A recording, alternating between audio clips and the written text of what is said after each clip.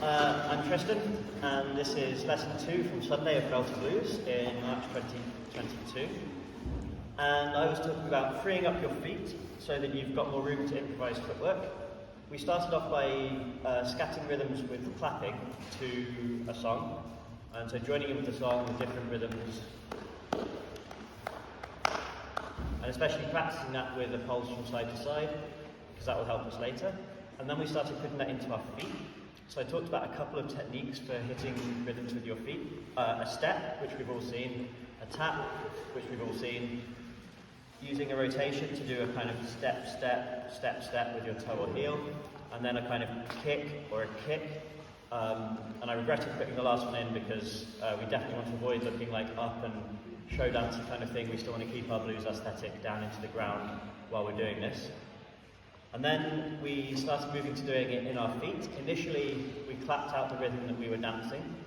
The reason we did that was to keep it nice and simple, so that we didn't start kind of doing like crazy nonsense footwork, but we kept it to a recognisable rhythm that we could clap. Like that.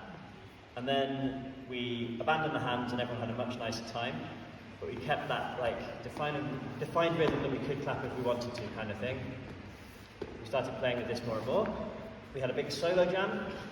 We talked about coming home, so having been like flying above the music, kind of doing more improvisational stuff, and then coming back to hit like a key rhythmic feature of the music to feel like ending of a jazz solo when you're listening to a jazz band or something like that, where it comes back in with the band and you feel like this sense of arriving back home.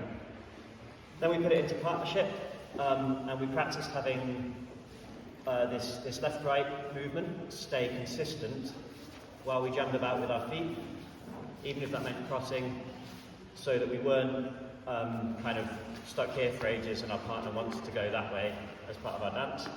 And then we practiced in partnership doing that, having one partner jamming out with their feet and finding rhythms, and the other partner helping them by leading a very consistent left-right, so that they could feel that and use it to kind of jam out, but still be able to match the left-right rhythm that their partner was giving them.